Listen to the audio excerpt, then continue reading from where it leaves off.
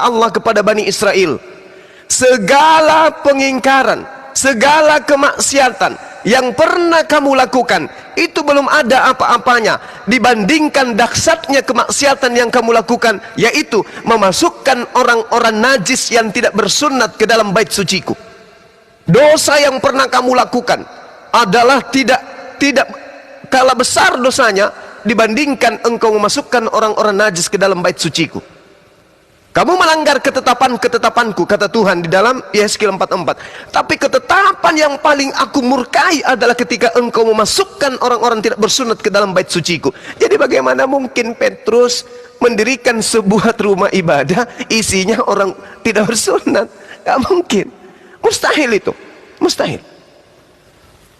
Orang Yahudi diharamkan menikah dengan orang yang tidak bersunat. Tidak boleh, haram hukumnya. Itu adalah merupakan aib. Jadi kalau orang Yahudi menikah dengan orang yang tidak bersunat di luar Yahudi, itu adalah aib. Bukan aib keluarga, tapi aib secara bangsa. Jadi kalau misalnya ada orang Yahudi nih menikah sama orang Indonesia yang tidak bersunat, oh itu adalah aib, itu musibah besar bagi mereka. Nggak boleh. Andaikan ada hukum di atas haram, itulah. Nggak bisa. Bayangkan, masuk ke Yerusalem nggak boleh. Masuk ke sinagoge nggak boleh, bahkan masuk, apalagi masuk ke surga nggak boleh. Tapi apa kata Paulus?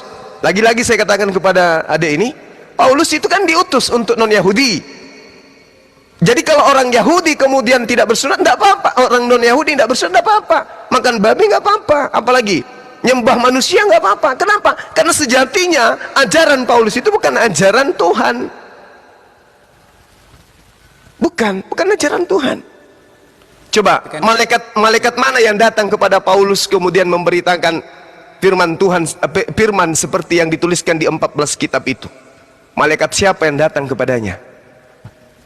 Itu Rasul Paulus kan dia dapat firman langsung dari Tuhan Yesus, Pak. Kata siapa? Ya, sewaktu Rasul Paulus. Kata Paulus kan? Iya. Kata Paulus, saudara Sem ini, adik Sem juga bisa menulis surat. Aku didatangi oleh Yesus. Yesus berkata kepadaku, wahai Sem, aku memilih engkau untuk menyatakan kebenaran kepada bangsa-bangsa. Aku jadikan engkau sebagai alatku. Kalau kata Sem sendiri ya silakan aja. Tapi ketika diperhadapkan dengan pertanyaan, siapa Sem menurut Yesus? Apa jawaban Adinda Sem? Siapa Paulus menurut Yesus? Apa jawaban kira-kira? Menurut Yesus, Paulus adalah sepi pemberitaan. Makanya Yesus mengatakan, waspadalah kepada serigala. Siapa serigala ini? Mari kita lihat. Pada saat kita membuka kitab Kejadian 49, Yakub memiliki 4 istri. Poligami dia. Dari keempat istri Yakub hasil poligaminya melahirkan 12 anak. Di dalam Kejadian 49, Nabi Yakub kemudian memanggil semua anak-anaknya termasuk Benyamin. Tibalah pada masa Yakub memanggil Benyamin. Jadi satu-satu anaknya dipanggil. Dan jadi gini, Yakub memanggil anak-anaknya dan berkata di dalam Kejadian 49. Coba kita baca sama-sama. Datanglah wahai anak-anakku berkumpul, supaya aku bapakmu Yakub memberitahukan kepada kalian apa yang akan kalian alami di kemudian hari. Data nomor 2. Berhimpunlah kamu dan dengarlah, ya anak-anak Yakub, dengarlah kepada Israel ayahmu. Ini kata siapa? Kata Yakub. Nomor 3, Yakub lalu kemudian berdasarkan dengan data Kejadian 49, Yakub berkata, Ruben, engkaulah anak sulungku, kekuatanku dan permulaan kegagahanku. Engkaulah yang terutama dalam keluhuran, yang utama dalam kesanggupan. Engkau yang membual sebagai air. Tidak lagi engkau yang terutama, sebab engkau telah menaiki tempat tidur ayahmu. Waktu itu engkau telah melanggar kesuciannya, dia telah menaiki petiduranku. Ya, ini bahasa yang bisa ditafsirkan oleh teman kita Yahudi. Ada apa dengan anak sulung Ruben? Yang kedua, dipanggil lagi Simeon, Lewi. Engkau adalah senjata mereka. Engkau adalah alat kekerasan. Janganlah kiranya jiwaku turut dalam permupakatan mereka. Janganlah kiranya rohku bersatu dengan perkumpulan mereka. Sebab dalam kemarahannya mereka telah membunuh orang yang dalam keangkaraannya mereka telah memotong urat keting lembu. Terkutuklah kemarahan mereka. Ini Yakub meramalkan tentang Simeon dan Lewi. Lalu dipanggil lagi anak yang berikutnya, Yehuda, kadia, kesini, come here. Engkau akan dipuji oleh saudara-saudaramu, wahai Yehuda. Tanganmu akan menekan tengkuk musuhmu. Dipanggil lagi yang lain, dipanggil lagi yang lain. Isakar, engkau seperti keledai yang kuat tulangnya. Lalu dipanggil lagi yang lain, semua dipanggil. Dan engkau akan mengadili bangsa sebagai salah satu suku Israel. Lalu dipanggil lagi yang lain, Gad, engkau akan diserang oleh segorombolan, tetapi ia akan menyerang tumit mereka. Panggil lagi Asher, dipanggil lagi Yusuf. Semua diceritakan oleh Yakub terhadap anak-anaknya. Tiba masa di Benyamin. Apa kata Yakub? Benyamin, sini. Dengarkan baik-baik. Engkau keturunanmu seperti serigala yang menerkam. Pada waktu pagi ia akan memakan mangsanya, dan pada waktu petang ia akan membagi-bagikan rampasannya. Ini yang menarik. Benyamin, engkau akan berperilaku seperti serigala. Serigala apa? Serigala Cina? Bukan. Engkau akan berlaku serigala yang menerkam, artinya serigala kejam dan buas. Siapa serigala ini? Kalau kita telusuri kemudian di dalam pengakuan Paulus di Filipi 3, aku adalah Bani Israel dari keturunan Benyamin. Subhanallah. Apa kata Yesus? Waspadalah kepada serigala yang berbulu domba. Siapa yang Benyamin katakan, yang Yakub katakan seperti serigala, itu adalah keturunan Benyamin. Siapa Paulus ini? Dia mengaku keturunan Benyamin. Berarti siapa serigala ini? Tak lain dan tak bukan adalah Paulus. Kenapa Paulus disebut serigala? Karena dia yang memusnahkan murid-murid Yesus. Lalu apa buktinya? Dia mengambil kitabnya orang Yahudi, dirampas kitab itu, lalu dijual, dibagi-bagikan kepada Romawi dan Yunani. Valid? Sahih? Sahih. Valid. Lalu apa kata Yesus ketika sesaman dengan keturunan Benyamin ini? Apa kata Yesus? Matius 23 nomor 15. Celakalah engkau wahai ahli Taurat. Celakalah engkau wahai orang Farisi. Celakalah engkau wahai orang munafik. Engkau menjelajahi daratan, engkau menyeberangi lautan. Engkau mentobatkan orang menjadi pengikut agamamu, setelah bertobat menjadi pengikutmu menjadi orang neraka, dan 2 kali lebih jahat daripada engkau sendiri. Muncul pertanyaan, siapa ahli Taurat? Siapa orang Farisi yang menyeberangi lautan, menjelajahi daratan, meninggalkan tanah Yerusalem, kemudian mendirikan sebuah agama di luar Yahudi? Siapa oknum orang Farisi ini, dan apa agama yang didirikan di luar Yahudi?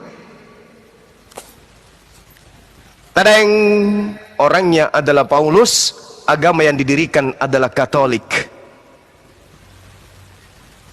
Oke? Tidak ada orang Farisi, tidak ada ahli kitab yang mendirikan sebuah agama di luar Yahudi kecuali Paulus. Di dalam Kisah Para Rasul 24 nomor 5, Paulus ini adalah tokoh dari sekte Nasrani. Subhanallah. Valid, berita ini sangat valid. Oke, saya kira begitu sementara, silakan.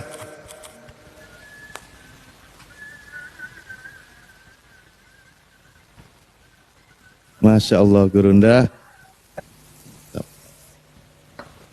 Siapa lagi? Sam? Masih monitor, Sam? Iya, masih Bang. tegas, jelas, dan lugas semuanya. Atau butuh pembuktian seperti apa serigala ini bekerja? Kita buktikan. Lanjut Guru dah. Oke. Apa yang diterangkan oleh Allah, oleh Tuhan kepada Nabi Musa alaihissalam, baik di dalam Al-Quran maupun di dalam kitabnya teman kita Kristen. Di dalam Ulangan 6 dan juga Ulangan 4, apa kata Tuhan di situ? Jangan kau menambahi, jangan kau mengurangi, agar engkau tidak dianggap sebagai pendusta. Apa jangan dikurangi, apa yang jangan ditambahi di sini? Perjanjian barunya Tuhan kepada Bani Israel, yaitu hukum Taurat. Jangan ditambah, jangan dikurangi. Itu tertera di dalam Ulangan 4. Jelas sekali. Ini perintah Tuhan kepada Bani Israel. Jangan ditambahi, jangan dikurangi. Jelas itu. Janganlah kamu menambahi apa yang kuperintahkan kepadamu, dan janganlah kamu menguranginya. Dengan demikian kamu berpegang pada perintah Tuhan Elohimmu yang kusampaikan kepadamu. Ini jelas perintah Tuhan. Lalu kemudian di Ulangan 6 yang tadi, yang tidak ditambah dan tidak dikurangi, apa kata Tuhan? Inilah perintah, yakni ketetapan-ketetapan peraturan yang aku ajarkan kepadamu atas perintah Tuhan Elohimmu, untuk dilakukan di negeri kemana kamu pergi untuk mendudukinya, supaya seumur hidupmu engkau, anak-anakmu, cucu-cucumu takut akan Tuhan Elohim dan berpegang pada segala ketetapan-ketetapan, perintah-perintah yang kusampaikan kepadamu, dan supaya lanjut usiamu. Maka dengarlah hai Israel, lakukanlah itu dengan setia, lakukanlah itu dengan setia, supaya baik keadaanmu, supaya kamu menjadi sangat banyak seperti yang dijanjikan Tuhan Elohim nenek moyangmu. Dengarlah hai orang Israel, Tuhan kita itu esa. Kasihilah Tuhanmu dengan segenap hatimu, jiwamu, kekuatanmu. Apa yang kuperintahkan kepadamu hari ini harus engkau perhatikan, harus engkau lakukan, engkau ajarkan berulang-ulang, dan berulang kepada anak-anakmu. Bicarakan hukum-hukumku Taurat itu apabila kalian sedang duduk di rumahmu, apabila kalian sedang dalam perjalanan, apabila engkau berbaring, apabila engkau bangun. Harus engkau mengikatkan sebagai tanda pada tanganmu, harus menjadi lambang di dahimu. Jangan kau tambahi, jangan kau kurangi. Lakukan selama-lamanya. Ini perintah Tuhan. Tapi apa kata Paulus di Galatia 3 nomor 23 sampai 25? Sebelum Yesus datang, kita hidup di bawah tuntunan hukum Taurat. Tapi setelah Yesus datang, kita tidak lagi hidup di bawah hukum Taurat. Sebab dengan Taurat kita mengenal dosa. Sebab tidak ada yang dibenarkan oleh karena hukum Taurat. Sebab tidak ada orang yang benar di mata Tuhan karena melaksanakan Taurat. Sebab Taurat itu adalah sampah. Sebab Taurat itu adalah sengat maut yang mematikan. Roma 3 nomor 20, 28. Roma 3 nomor 11. Galatia 2 nomor 16. Filipi 3 nomor 8. 1 Korintus 15 dan juga 56. Taurat adalah sengat maut. Filipi 3 nomor 8, Taurat itu adalah sampah. Galatia 2 nomor 16, tidak ada manusia yang dibenarkan karena hidup di bawah Taurat. Roma 3 nomor 11, tidak ada orang yang dibenarkan di mata Tuhan karena melakukan hukum Taurat. Ini adalah bapaknya orang Kristen yang berbicara bertentangan dengan perintah yang dibacakan tadi. Ulangan 6, Ulangan 4, jangan kau menambahi, jangan kau mengurangi. Muncul bapak baru. Akulah yang menjadi bapakmu di dalam Yesus Kristus. 1 Korintus 4:15. Meskipun banyak pendidik, bahkan beribu-ribu pendidik di dalam Yesus Kristus, kamu tidak akan mempunyai bapak, karena akulah Paulus dalam Yesus telah menjadi bapakmu dan oleh Injil yang kuberitakan kepadamu. Na'udzubillah summa na'udzubillahi min zalik. Jadi apa yang dilakoni teman Kristen hari ini, semua runutannya tuntutan dari perintah-perintah Paulus Mereka sudah meninggalkan apa yang Tuhan amanatkan kepada Bani Israel. Endingnya menjadikan Yesus mati di atas tiang salib demi untuk membatalkan semua hukum-hukum Tuhan. Subhanallah. Nikmat mana lagi yang akan kita dustakan ketika terkuak sebuah kebenaran bahwasanya ajaran yang datang setelah Bani Israel itu menolak Yesus adalah ajaran serigala yang berbulu domba. Demikian sementara, silakan. Subhanallah, turun dah. Ada lagi Kak Sam? Udah cukup jelas. Kalau ada pertanyaan lagi dari tentang Islam juga boleh. Mumpung banyak guru-guru di sini. Saya mau bertanya nih Bang. Oke, siap. Tanya apa? Ini saya cukup menjanggal juga nih, apakah YHWH di dalam Torah itu sama dengan Allah di dalam Al-Quran, atau Tuhannya sama Pak? Iya, Apakah Tuhan? Tuhannya Bang, Tuhannya Dek. Jadi gini, Tuhan, ya, apakah Tuhannya sama gitu ya? apakah YHWH dan Allah itu sama Pak di dalam Al-Quran, dalam Islam? Iya, baik. Jadi di dalam kitabnya Bani Israel 2 Samuel 7:22, Yeremia 10 nomor 6, terukur oleh kita yang berakal, pencipta langit dan bumi itu tidak serupa dengan makhluk. Maha besar, maha suci, maha kekal. Laisa kamislihi syai' subhanahu wa ta'ala. Allahu akbar. Hakikat pencipta langit dan bumi menurut kitabnya Yahudi sama seperti yang ada di dalam Al-Quran. Diterangkan, innal ladina yakhshawna rabbahum bil ghaib, bil ghaib, bil ghaib. Sesungguhnya orang-orang yang takut kepada Tuhan pencipta langit dan bumi yang tidak terlihat oleh mereka. 1 Timotius 1 nomor 17, Tuhan yang maha tinggi, Allah yang kekal itu tidak nampak. Oke? Sesungguhnya orang-orang yang takut kepada Tuhannya yang tidak nampak itu oleh mereka memperoleh ampunan dan pahala yang besar. Berarti Tuhan yang kita sembah adalah Tuhan yang tak nampak. Innama tunsiru man ittaba'a dzikra wa khasyar rahmana bil ghaib. Bil ghaib. Sesungguhnya engkau hanya memberi peringatan kepada orang-orang yang mau mengikuti peringatan dan takut kepada pencipta langit dan bumi yang maha pengasih, walaupun mereka tidak melihat Allah itu, tidak melihat Tuhan itu. 1 Timotius 6 nomor 16, pencipta langit dan bumi itu tidak terlihat, tidak tersentuh, dan tidak ada satupun manusia yang bisa menghampirinya. Ini kitab saudara dan Al-Quran menyatakan itu. Lalu bagaimana dengan kitabnya orang Yahudi? Ternyata Tuhannya Yahudi itu maha suci, maha tinggi. Disebutkan di dalam Al-Quran sebagai subhanahu wa ta'ala. Nah, endingnya Al-Quran mengabarkan seperti ini. Bismillahirrahmanirrahim. Wasabiha Ibrahim banihi wa Yaqub ya baniya innallaha. Dan Abraham mewasiatkan ucapan itu kepada keturunannya, anak-anaknya. Demikian juga kepada Yakub.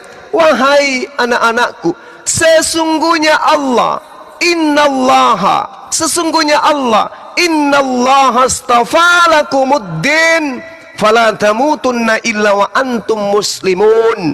Sesungguhnya Allah telah memilih jalan ini untukmu, maka janganlah kamu mati kecuali dalam keadaan menjadi muslim. Jangan jadi kafir, jangan jadi Kristen, tapi jadi muslim. Mahaza, apa itu muslim? Muslim itu adalah berserah diri kepada perintah-perintah Tuhan. Paulus apakah mengajarkan taat kepada perintah Tuhan? Tidak. Perintah Tuhan sudah batal, lalu dia kemudian membuat perintah-perintah baru. Taurat mengatakan jangan berzina, batal. Paulus bikin baru, jangan berzina. Taurat mengatakan jangan ada ilah lain di hadapanku, batal. Paulus lalu membuat aturan baru. Yesus mati disebabkan karena akan dibangkitkan menjadi Tuhan.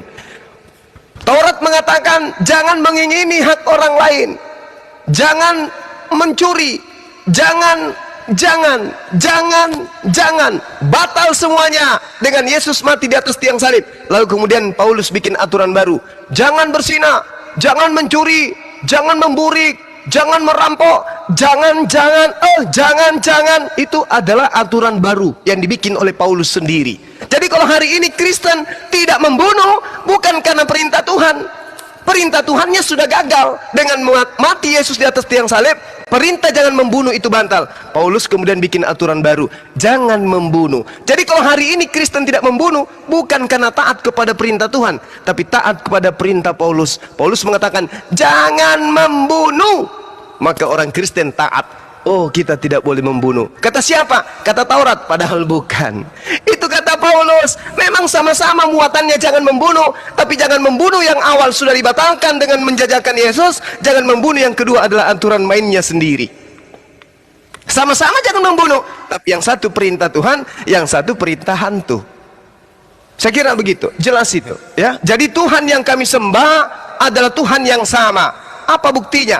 Yesus mengatakan hidup kekal itu mereka mengenal engkau satu-satunya, ahad, ehad, satu-satunya, nggak ada yang lain, dan mengenal aku Yesus Kristus yang engkau utus. Ya Bani Israel, inni Rasulullahi ilaikum. Nabi Isa berkata, wahai Bani Israel, sesungguhnya aku ini adalah utusan Allah kepadamu. Sama, dia katakan kepada Bani Israel, hidup kekal itu adalah mereka mengenal Yesus Kristus yang engkau utus. Berarti Yesus endingnya dikenal sebagai